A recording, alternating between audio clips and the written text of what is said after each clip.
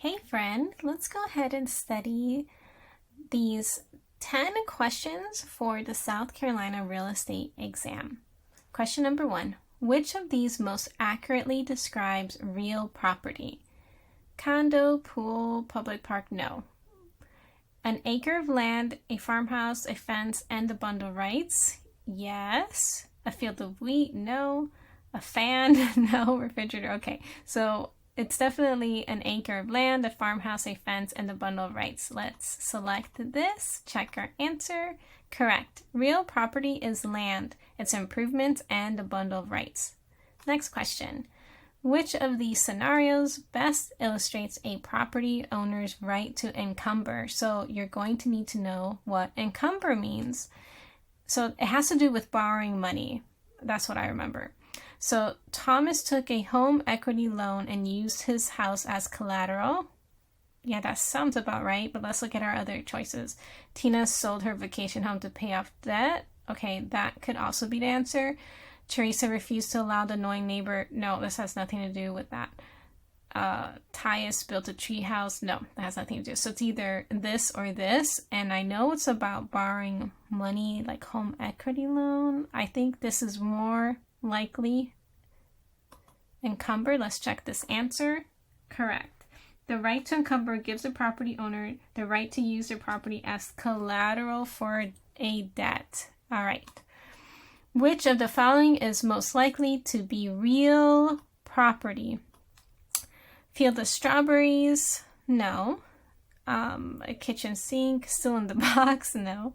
Giant maple tree? Yes. And why? Because this is a plant that is in the ground. It's not like in a pot outside, right? A pickup truck? No.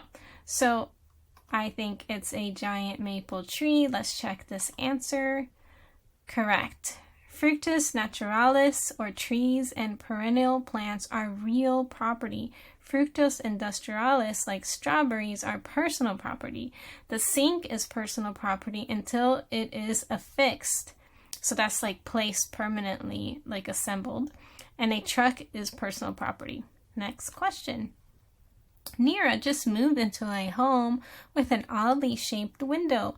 She has custom drapery made for the window and permanently, okay, here's the key, permanently attached to the wall. Is the drapery a fixture? Why or why not? It is a fixture because it is adapted to home and permanently attached? Yes. It's a fixture because it wasn't created as part of the original? No. It's not a fixture. We know that's not the answer, and we know this is not an answer. So the answer is it's a fixture because it is adapted to the home and permanently attached. Let's check that answer. Correct. The drapery meets the A and M criteria of Maria, and it's clearly customized for the home. If Nira wants to take it with her when she moves, she'll need to put that in the contract. Next question. Brody got an amazing new job out of state and he has to move and start in 2 weeks. To sell his home that quickly, he had to take an offer way under what he knows it was worth. What economic characteristic does this most illustrate? All right, so we know it can't be scarcity because that means there's not enough houses out and then he would get a lot more money. So no. Situs, I can't remember what that means. This is not the answer. Illiquidity, this has to do with money and having it like usable and leftover. I just remember illiquidity has to do with money. And so what it most illustrates, I would say, is economic illiquidity. I just tied those two together. Let's check that answer. Yes, correct. This scenario illustrates real estate's illiquidity. In order to sell quickly, Brody had to take an under market offer. Next question. Sona owns a property on the edge of a big lake. Okay, lake, littoral. That's all I remember. Lake is littoral. When she's trying to figure out what her rights are regarding the lake, what kind of rights should she be looking into? I know it's not riparian rights because that's river riparian. Littoral is lake.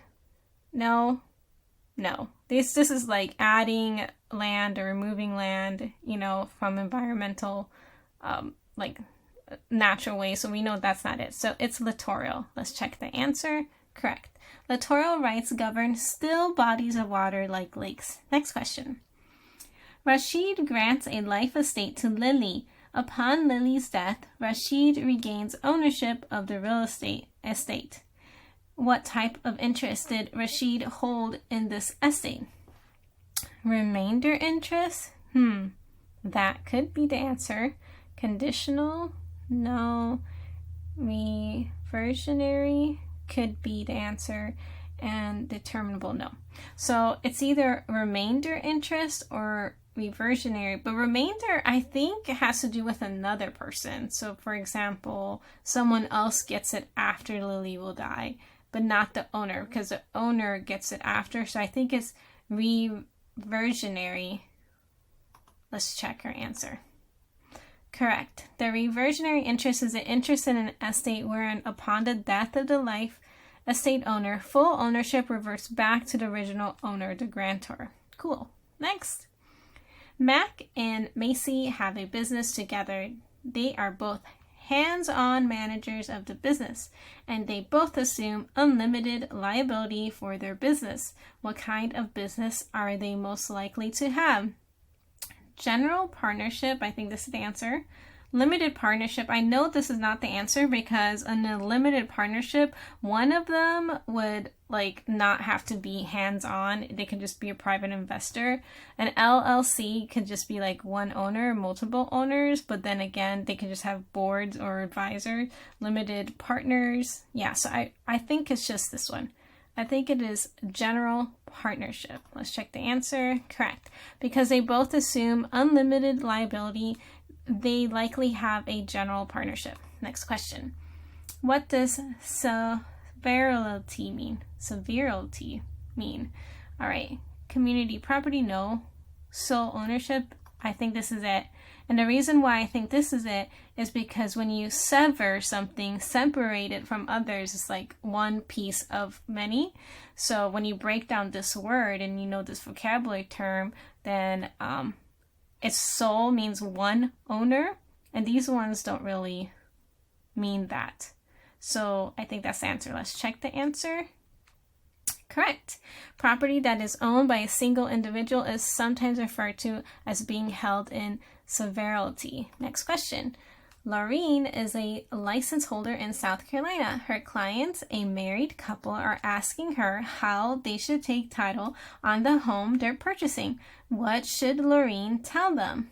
You must speak with your lawyer about how you would like to take title. You know, this would probably be a really good choice, only because they're always like, don't give legal advice. You're not a lawyer. Don't give legal advice. But let's look at our other choices before we select that. South Carolina requires married couples to take title as joint tenants with right of survivorship. You know what? That's true. Unless you specify otherwise, your title will take tenants by entirety. This is not true for South Carolina. I know some states might have this, but not for SC. South Carolina is a community property state. Community property, no, that's not true. All right, so we just eliminated these two. It's either speak to your lawyer or this one, joint tenants with right of survivorship. I'm going to lean towards this one. Let's check our answer. I cannot believe I got that wrong. Okay, in SC, married couples choose whether they want to take title as tenants in common or joint tenants with right of survivorship. Isn't that what I selected? SC doesn't recognize tenancy by entirety, nor it is community property state. You know what? I actually chose this. This is wrong. Okay, this test is wrong because I chose this answer.